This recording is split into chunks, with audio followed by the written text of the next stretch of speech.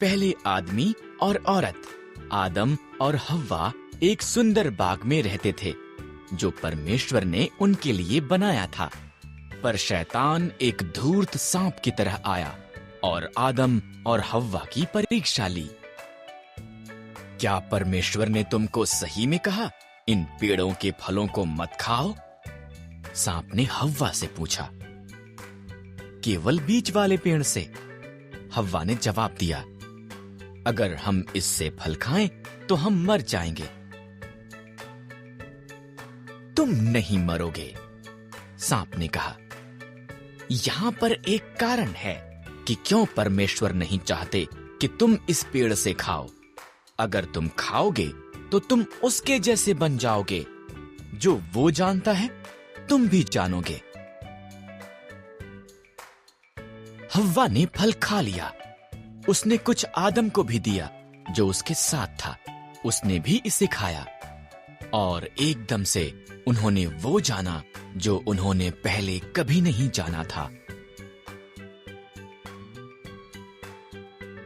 एक बात जो वो जानते थे वो ये कि वो नंगे थे।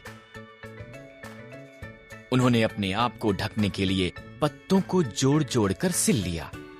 उन्होंने पहले कभी भी डर और शर्म को महसूस नहीं किया था, इसलिए वो जानते थे कि कुछ गलत हुआ है।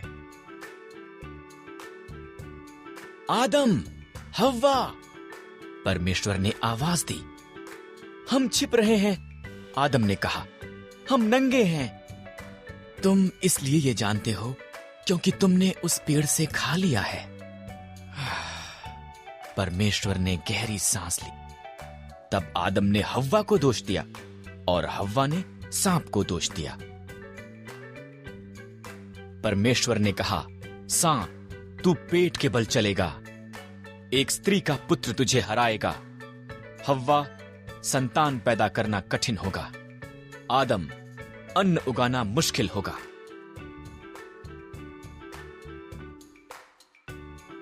तब परमेश्वर ने आदम और हव्वा के लिए कपड़े बनाए और उन्हें बाग से बाहर भेज दिया।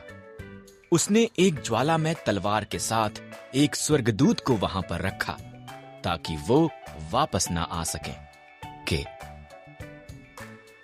पृथ्वी लोगों से भर गई थी, पर उन्होंने इतना ज्यादा पाप किया कि परमेश्वर को दुख हुआ कि उसने उन्हें बनाया था।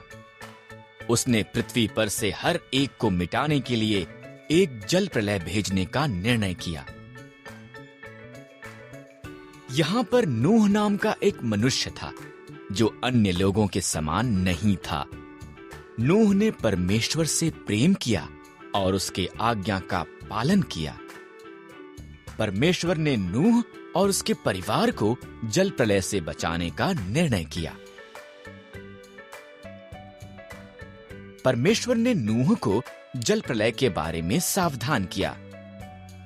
उसने उसे एक नीची छत, 3 कोठरियों, एक खिड़की और एक द्वार के साथ एक विशाल जहाज बनाने को कहा। आज्ञाकारिता में नूह ने इसका निर्माण किया। परमेश्वर ने नूह को प्रत्येक जानवर की किस्मों में 2-2 करके लेने को कहा, एक नर, एक नारी। तब नूह, उसका परिवार और जानवर जहाज के अंदर गए। परमेश्वर ने द्वार को बंद कर दिया।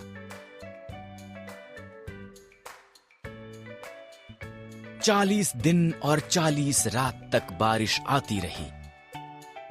पानी आकाश से गिरा और समुद्रों और झीलों से भी ऊपर आया, यहां तक कि सबसे ऊंचे पहाड़ भी पानी में डूब गए। इन सब के दौरान नूह, उसका परिवार और सभी जानवर बाढ़ के जल के ऊपर तैरते जहाज में सुरक्षित थे। परमेश्वर एक पल के लिए भी नूह को भूला नहीं था। परमेश्वर ने हवा चलाई, पानी सूखने लगा। जहाज अरारात पहाड़ पर ठहर गया। नूह ने एक कबूतरी को भेजा। जब वो वापस नहीं आई तो वो जान गया कि अब सब सुरक्षित थे। जब पृथ्वी सूख गई, परमेश्वर ने उन्हें बाहर आने के लिए कहा। उसने आकाश में एक इंद्रधनुष को वादे के रूप में रखकर कहा कि वो कभी भी पूरी पृथ्वी को जल प्रलय द्वारा दोबारा नाश नहीं करेगा। अब्राहम हारान में रहता था। अब्राहम, परमेश्वर ने कहा, मैं चाहता हूं कि तू हारान को छोड़े और किसी और देश में जाए। परमेश्वर ने अब्राहम को ये नहीं बताया कि हारान कहां पर था। मुझ पर भरोसा कर, परमेश्वर ने कहा।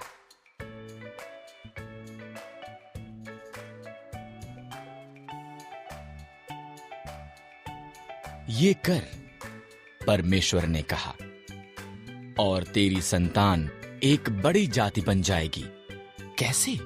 अब्राहम को आश्चर्य हुआ। उसकी पत्नी सारा बच्चे पैदा करने के लिए बहुत बूढ़ी थी। मुझ पर भरोसा कर, परमेश्वर ने कहा। जहां मैं कहता हूं वहां जा, परमेश्वर ने कहा, और तेरी संतान जितने आकाश में तारे हैं उससे ज्यादा होगी। वो पूरे संसार के लिए आशीष होंगे। मुझ पर भरोसा कर। अब्राहम ने परमेश्वर पर भरोसा किया। उसने सारा, उसके भतीजे लूत और सब कुछ जो उसका था उसे लिया। वो वहां गया जहां परमेश्वर ने उसे जाने के लिए कहा था।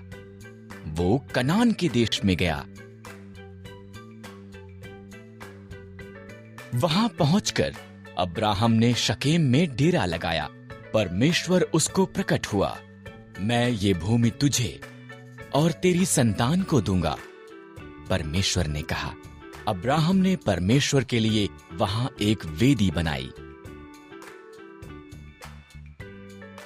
अब्राहम ने परमेश्वर की वादा की हुई भूमि पर यात्रा की। वो खुश था कि उसने परमेश्वर पर भरोसा किया था, इसलिए उसने एक और वेदी बनाई और उस सब के लिए परमेश्वर का धन्यवाद किया जो उससे वादा किया गया था।